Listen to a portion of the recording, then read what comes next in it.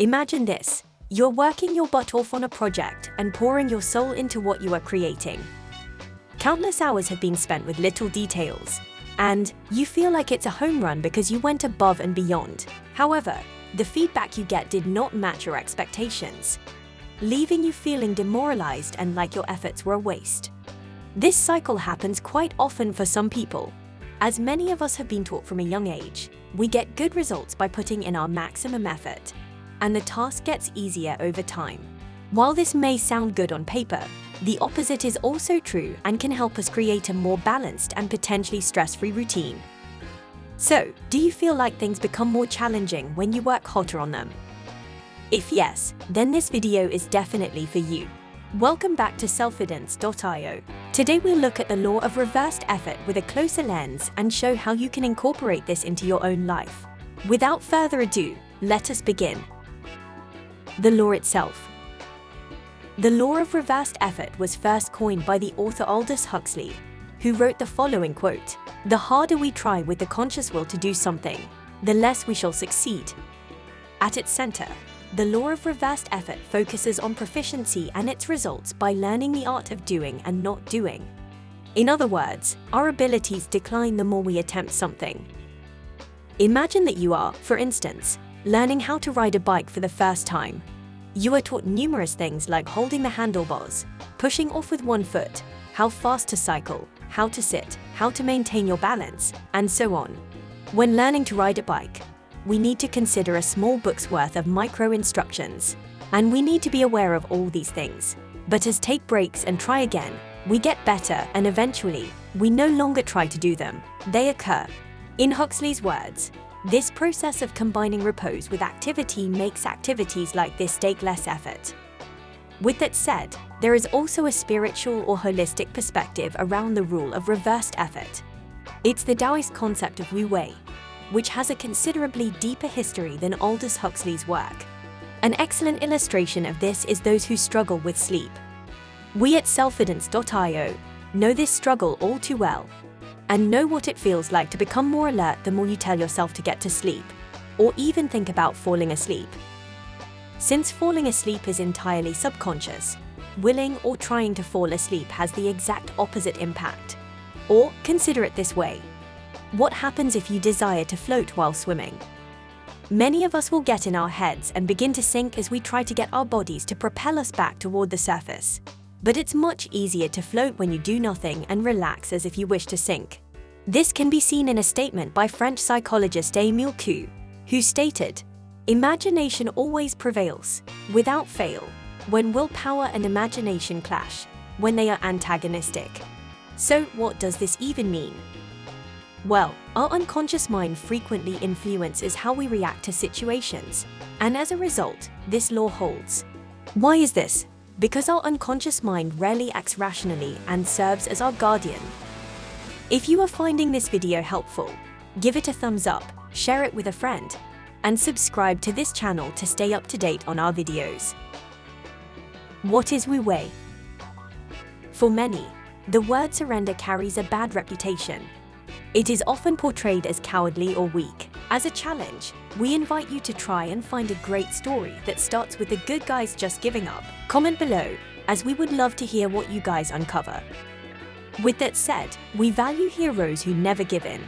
But this belief holds a lot of arrogance, as we humans are fallible. For some, the truly profound and wise action is to submit to a more robust, nobler, or just authority. Knowing our limitations, practicing humility, and even knowing when to be pushed around are all signs of wisdom. While swimming in a storm or punching a bear in the face is seen as heroic, you don't need to do these things to be the hero of your own story. You just need to be and accept humility and submit to the world around you. This is what Wu Wei means. It is not some justification for a day spent in bed watching Netflix. In actuality, the opposite is true. In Wu Wei, you must understand, acknowledge, and accept the pull of forces that are much stronger than our own, to push the door that gives and to take the road that emerges, so to speak. This can be achieved in 2 easy steps. Stop doing what you think is proper and allow yourself to be pulled by some other power, regardless of what you choose to name it. Examples in our lives. Some of you may be entirely skeptical of this, and that's fair. It took us a while to figure out how this worked. Others might think that's lovely and ask how that applies in the real world.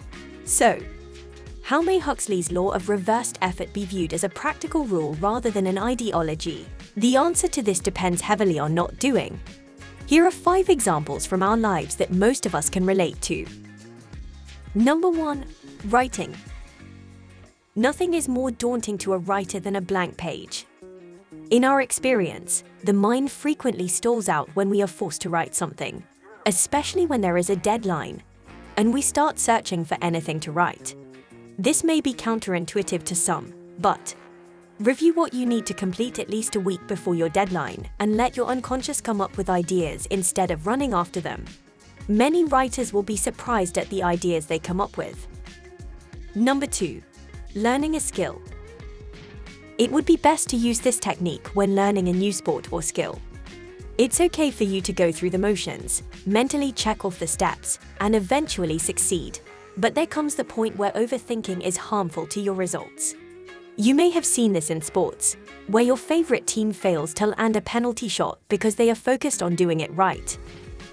No matter how long you practice a new ability, you must have the necessary composure to be okay with messing it up when it counts.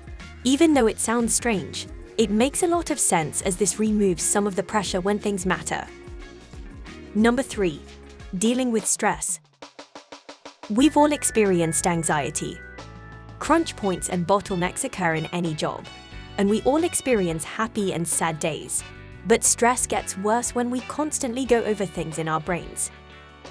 It's healthy to step back, take a breath, and do nothing. There is a reason that mindfulness has become such a popular concept, and that apps such as Headspace are a $250 million company. If there is one thing you should remember, the more you worry about the issue, the more trouble it will ultimately give you. Sometimes you need help fixing a problem, and asking for help is something to be proud of. Also, there is no shame in giving the subject a break and pretending it only exists once you are ready to take it back on. Number 4. Communicating with others. We discussed in our other video how to get better at talking to others and how less is more. You may have experienced awful conversations where the other person talks at you, and you are waiting for your turn to speak. Doesn't feel great.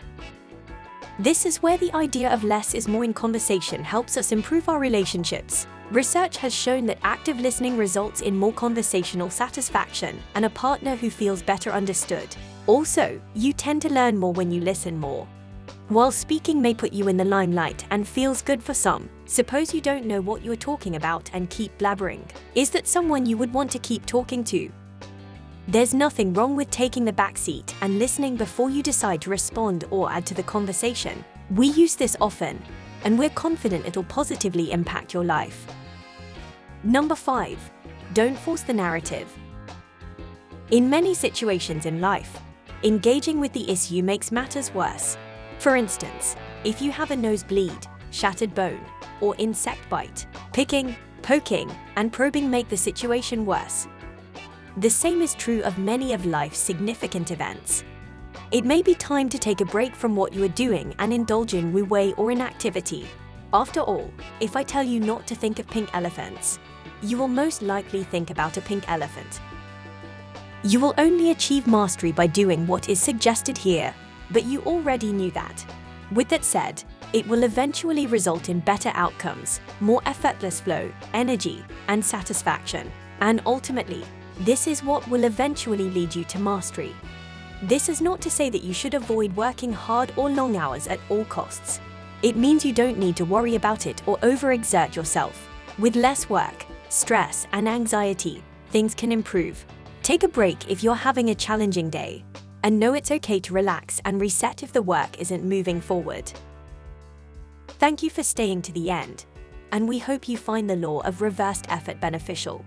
Getting yourself to relax in situations where your hard work might not work is essential. Sometimes, doing nothing translates to doing much more. Remember to put effort into what you think is worthwhile. Apart from that, try to relax and go with the flow. Did you learn anything new? Or did we miss anything important? Let us know in the comments below.